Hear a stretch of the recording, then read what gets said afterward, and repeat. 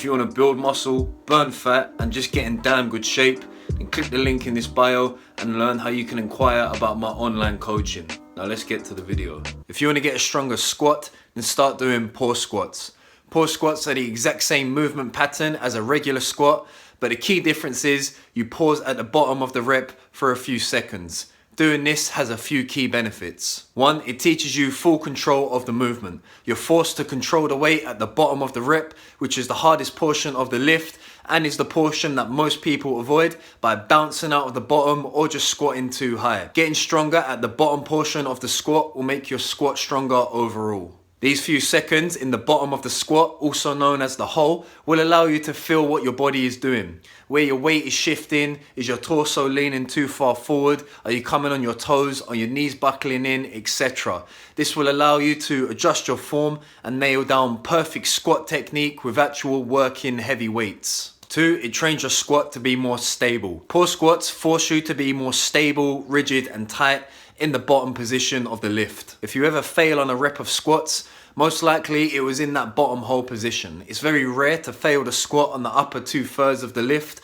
Once you get past that sticking point and you've gained some momentum, you still can fail on these upper 2/3, but like I said, it's extremely rare and most likely it will be in the bottom hole position where the lift is the hardest. Therefore, spending more time in the hardest position and actually relying on your muscle strength rather than just bouncing out of that position is the best use of your time to get stronger with your squat. 3, it's easier on your joints.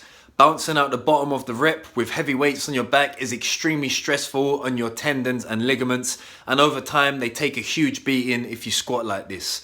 This is the same reason that high volumes of plyometrics isn't recommended. All that jumping and sprinting, it takes a big toll on your knees and hips over time. 4, it's less psychologically taxing than heavy squats. Now, heavy squats and high rep squats are both awesome for muscle and strength gains, but over time it's very mentally taxing and it can lead to burnout if you repeat it over and over again and do it a little bit too much. I would argue that the squat is the most psychologically taxing lift out of any lift there is, even more than the deadlift. You see, with the deadlift, if you can't budge it off the floor, all you do is let go and it will drop and you're good to go.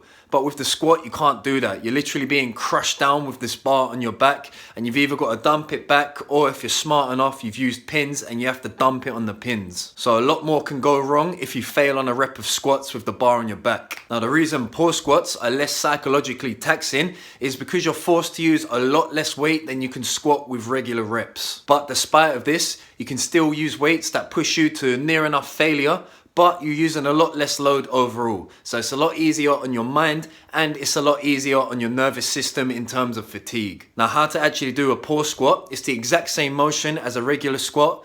All you do is stay at the bottom for about 1 to 2 seconds. That's what most people prescribe.